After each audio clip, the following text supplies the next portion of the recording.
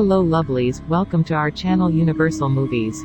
Today, I'm going to explain an 2022 American science fiction disaster film called Moonfall. Spoilers ahead. Watch out and take care. The movie begins on January 12, 2011 when a crew of astronauts goes on a mission to repair a satellite in outer space. Everything goes well until astronaut Brian Harper notices a swarm of nanotech creatures flying towards them. The swarm attacks the satellite and the spaceship, causing Marcus to get thrown away. Harper tries to help him, but unfortunately gets pulled back to the spaceship. He manages to get into the shuttle and attempts to contact Marcus, but to no avail. The commander, Jocinda Fowler, is unconscious due to the crash and he decides to fly the survivors back to Earth. 18 months after the accident, Harper testifies to the court about what was happening back then while Commander Joe also presents as a witness, but everyone eventually concludes that the accident was the result of human error. Since then, Harper has become disgraced by NASA and is divorced by his wife, who decides to move to New Jersey after they lost their house. 10 years later, a megastructurist named Casey Houseman sneaks into the University of California, logging into their telescope to gather information about the moon. Turns out that he is just a regular man who works at a fast food restaurant where he receives an email that confirms his wild hypothesis about the moon's unusual activity. He attempts to contact NASA several times, but his calls are ignored.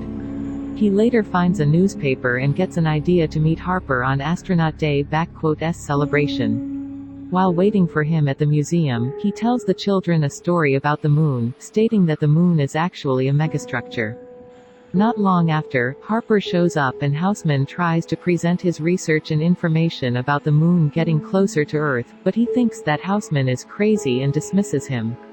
The security even have to take him out of the museum. Just as he is taken away, he throws all the papers towards Brian, hoping that he will read it later. Afterwards, Houseman pays a visit to his mother, who suffers from Alzheimer's disease. She doesn't even recognize her own son. On the other hand, Commander Joe is still working at NASA and is informed that the moon's orbit has shifted. They also notice a strange activity on the moon, but at this point they still have no idea what that is. Meanwhile, Harper now lives alone while his ex-wife, Brenda, has married another guy named Tom and has 2 daughters with him. She calls Harper to inform him that their son, Sonny, is being arrested by the police on the news. The next day, he goes to his bail hearing. Since Harper keeps interrupting during the hearing, the judge has to postpone the hearing for a week, meaning that Sonny has to stay in jail for that amount of time. To make things worse, Harper even tries to bribe the judge to let Sonny out. Joe and her team finally discover that the moon is heading towards Earth and its city-sized debris will hit the Earth in 3 weeks. They also find a hole on the moon's surface, meaning that their time is getting shorter and shorter. Shortly after, the news about the moon leaks to the public and becomes trending in social media. General Doug Davidson, who turns out to be Joe's ex-husband, immediately calls Joe to confirm the information while asking their son's condition, Jimmy. NASA conducts a press conference to clarify everything, telling the others to calm down and nothing to worry about. However, everyone panics, chaos happening everywhere, and frantic shoppers continue to stockpile supplies. At the same time, NASA organizes a shuttle launch with a crew of 3 astronauts to investigate their findings on the moon's surface. Unfortunately, just as they release a probe to the moon's hole, the same swarm appears and attacks the shuttle. It breaks into the shuttle and kills the entire crew. On the other hand, everyone starts to evacuate and the news also begins to mention that the moon is actually some sort of orbital megastructure, which shocks Harper. He finds footage of Houseman talking about the moon's anomaly, thus he later decides to approach him. Houseman reveals that he has been studying distant planets for years, searching for megastructures that are orbiting in our solar system. Soon after, a tsunami hits California, wherein Harper has to help Houseman when he gets swept up by the water. Luckily, they are still able to survive. Back to Joe, her colleague gives up as he realizes that they have been defeated by nature, but she still wants to fight. She digs into NASA's old archives and finds cam footage from Harper's suits during their failed mission. Suddenly, she is confronted by Holdenfield, an archivist who knows that NASA was covering something during the 1969 Apollo moon landing. She later conducts a conference meeting with the military, who plans to launch nukes on the moon. She is confident that there's a possibility to knock the moon back to its original orbit without destroying it.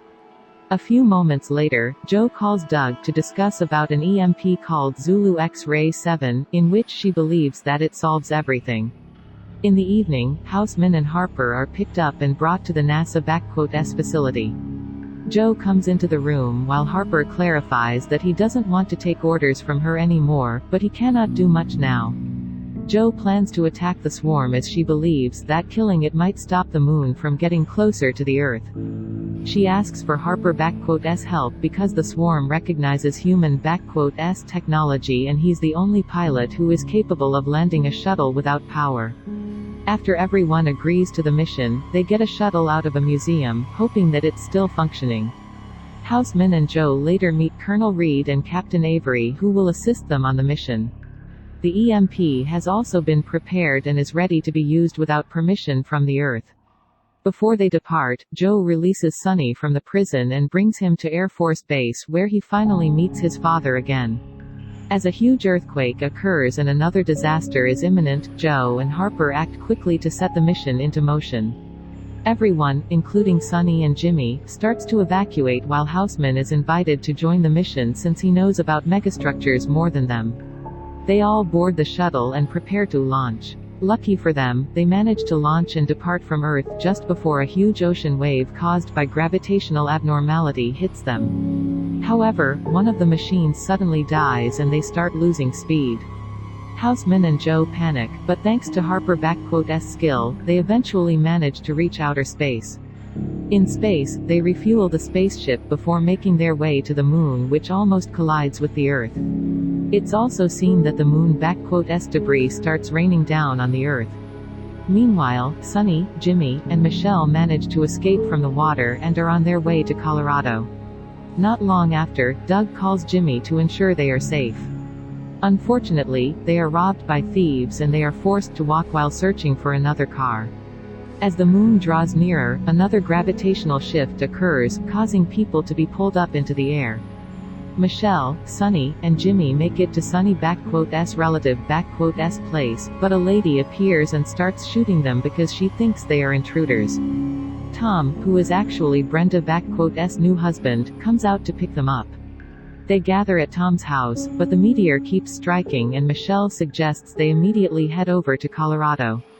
The trio eventually arrive at the moon and place the EMP at the predetermined location as bait.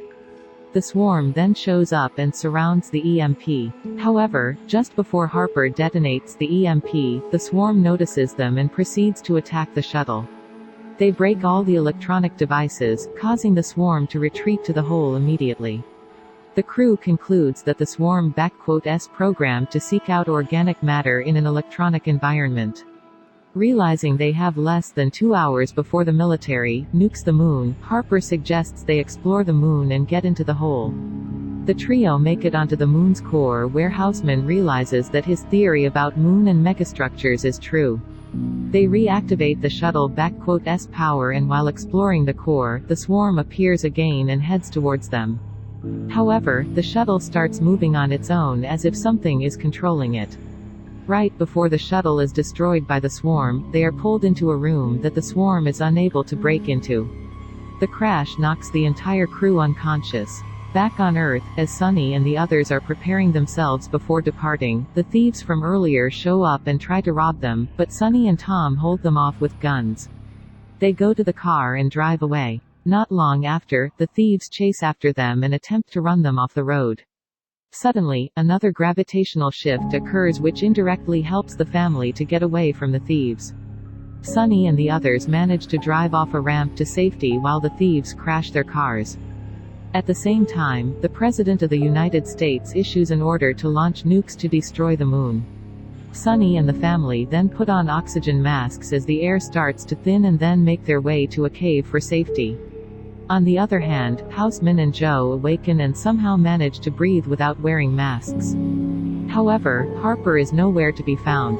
Joe finds out that there are two separate entities on the moon, and one of them is trying to help them. Harper wakes up in a room where he meets the Moon***'s operating system, which takes the form of Sunny as a child.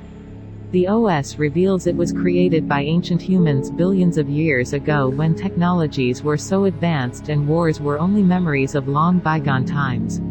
It adds that the swarm is an artificial intelligence to serve humans at that time, but one day it took on a mind of its own, transforming into countless swarms of nanotechnology and killing its creators to eliminate any threat to its existence. Since the swarms attack all electronic objects that contain organic life, their ancestors gave up their existence so that humans could be reborn one day.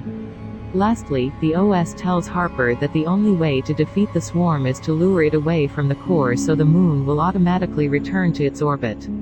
After that, the crew regroup again and eventually find a new shuttle with a special weapon equipped within it. They make one last attempt to battle the swarm. Nikki eventually reaches the others, but when Sunny and Michelle attempt to go find Tom, Sunny is knocked away by a falling tree that pins him down. Back in the moon, the trio try to lure the swarm out of the moon's core.